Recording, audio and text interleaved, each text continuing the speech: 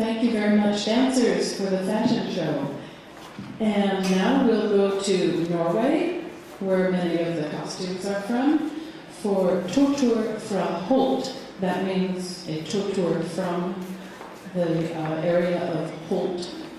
And Norway and Sweden and Denmark all have a great tradition of fiddle tunes, just the way Scotland and Ireland do. And sometimes in those fiddle tunes, we hear things that are familiar to us from the Scottish or Irish tradition.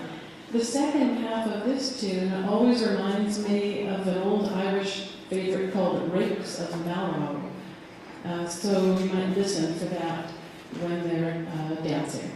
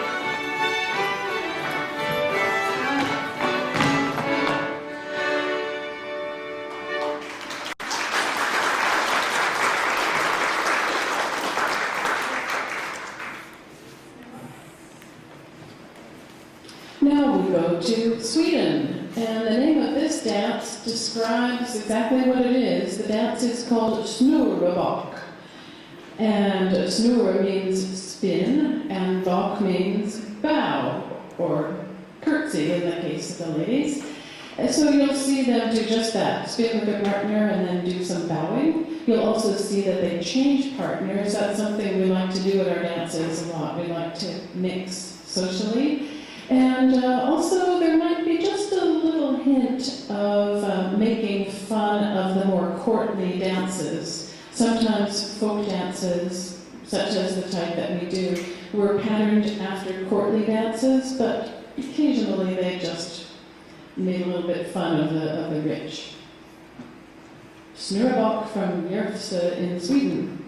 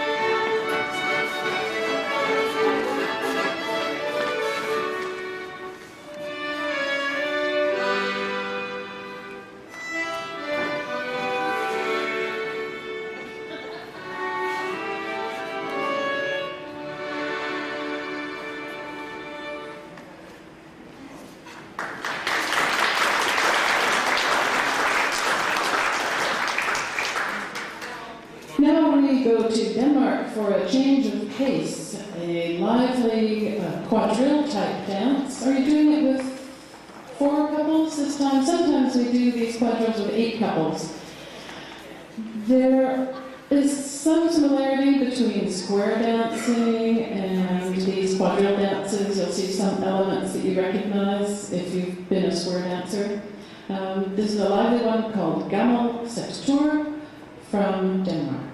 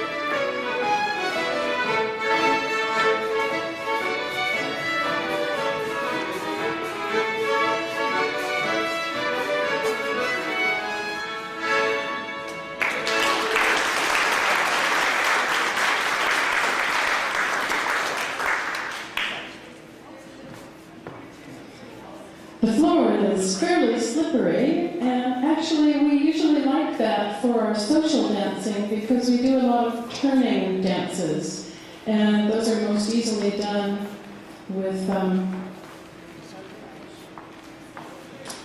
a smooth floor such as the one we have here.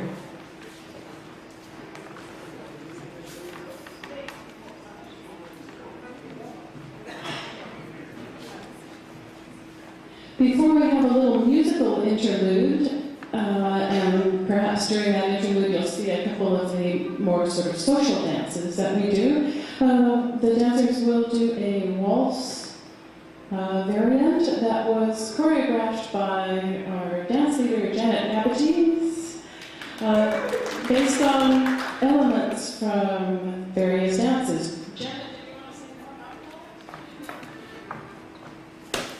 Years ago, I was watching a video in Seattle of a performance from Scandinavian, from Sweden, of a folk mass in a church. And of course, I didn't make notes at the time, but I really liked what I was seeing, so I basically made up something similar.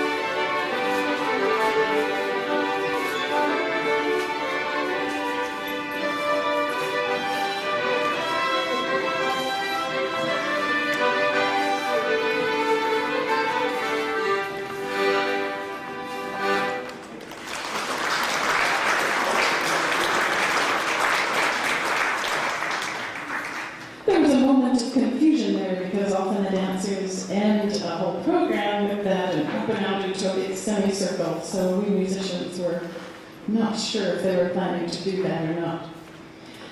We're going to have a little bit of a music interlude now, and during that interlude, a couple of dancers might get up here and there and dance a schottisch. If you would like to dance a schottisch, if anyone has learned to do that, please be our guests. And we're going to showcase a Swedish instrument called the key fiddle, or nyckelharpa, as it's called in Swedish. Maybe Janet can tell you a bit about it while I go get mine. Hi. This is a modern variant of a very old instrument. They found carvings depicting nyckelharpas dating back to the 13th century. It was considered the instrument of the angels, while the fiddle was the instrument of the devil. The modern version has 16 strings, but we only play on 4 of them. If you want to look closely later, there are 12 strings in a chromatic scale underneath the playing strings, and they just resonate. When everything's in tune, the whole instrument sings. And we make the notes by pressing these little keys that are hanging off the bottom. And there's a little piece of wood attached to the key, and that comes up and stops the string. So it's kind of like the action of a piano, only it's here and visible.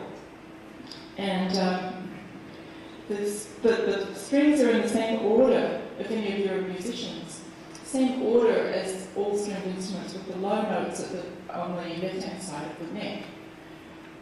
But what's mind-bending, going from the violin to the nyckelharpa, is that instead of putting my hand over the top to get those notes, I actually have to pull it down, because there's a set of keys for each playing string, are the low ones at the bottom. So when I first started playing this, after playing violin for a lot of years, I had a really hard time. But now I've got so I can switch instruments really easily. And I see that Deborah's got hers ready now. So that we're playing the same chord for this. Okay. We'll start with what's a type of tune called a bundpolska, which is a regional dance from a part of Sweden. And all these tunes are dance music. So that's what we're playing.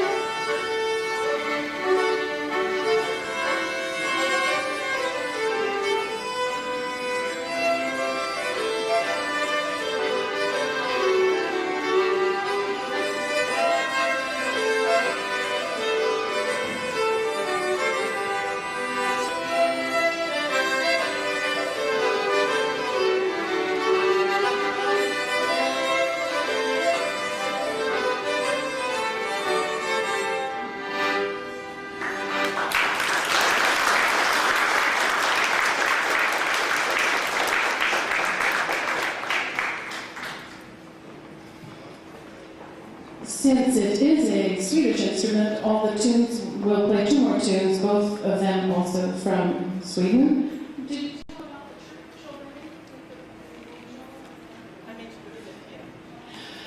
The second tune is the aforementioned Schottish, or you might know it under the name Rhinelander, and we're welcoming our own dancers to come out and dance. We'd like to maybe begin with a couple of phrases just of music, and if anyone feels so inclined, please join and dance the Schottish or Rhinelander. This tune is called Helsing March from Helsingland in Sweden.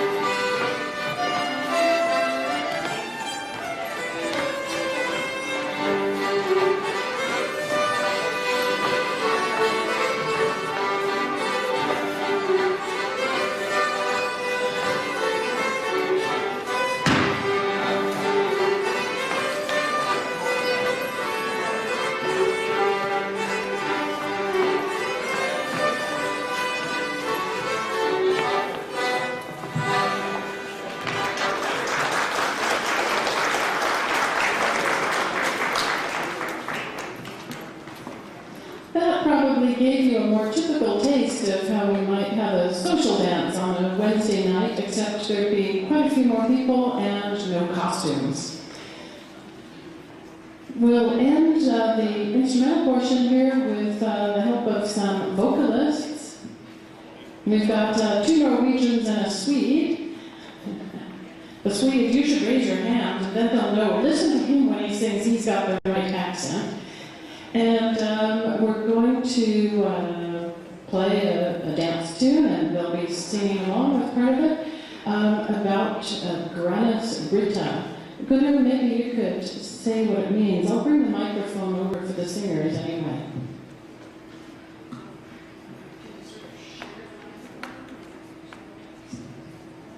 Well, essentially the translation goes, do you know the neighbor's Britta? Oh, sure I do. And you know her daughter? Oh, sure I do. She goes on Sörpings streets and sells pancakes, sometimes for 4 öre, which is the, like the equivalent of cents. 4 öre is sometimes with 5. That's essentially the song. It's very profound.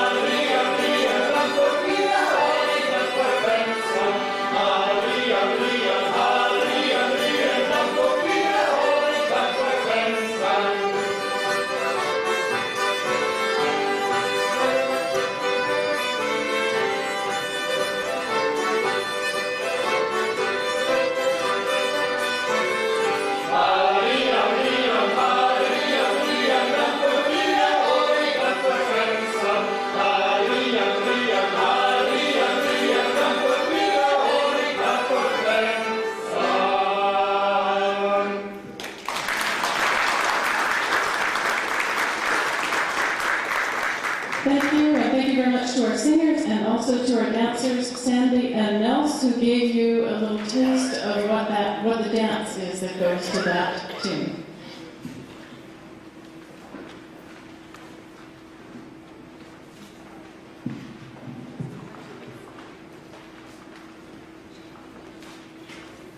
The last two dances, or this next dance, which is the second to last dance, is a little dance from Finland. We like to try and move around Scandinavia just for fun. And the very last dance is an old dance that I found in a book and have resurrected. We're not 100% secure with it yet, but we're getting really close. It's a different sort of structure from what we're used to, so please forgive us if we make a few mistakes.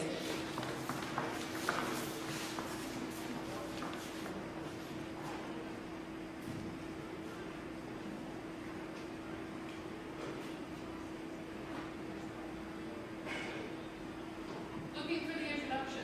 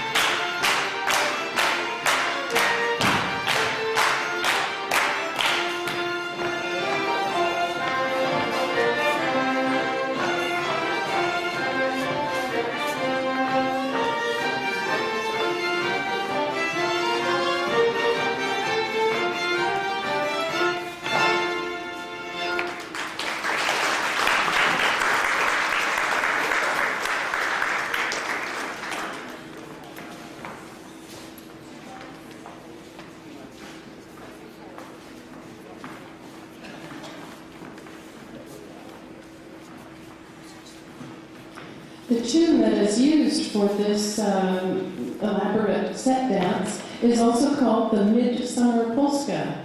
And you might be interested in celebrating Scandinavian Midsummer Fest over at the Scandinavian Center in Burnaby.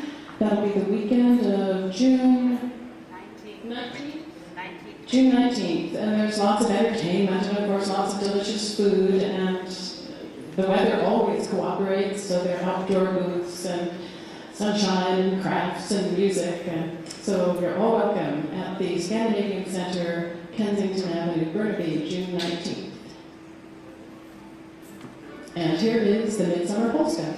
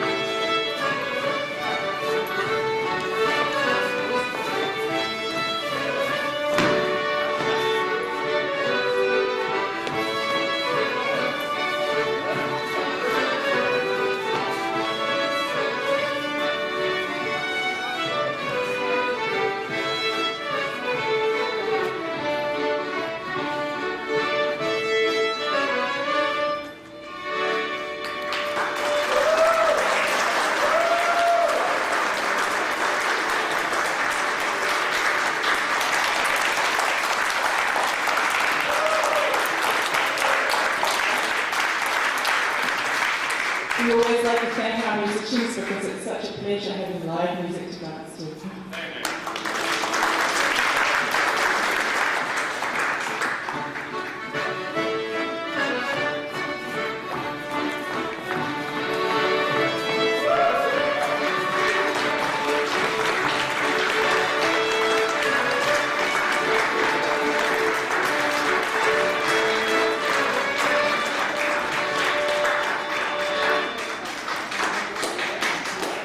One, two, three, four. Keep going, but backwards.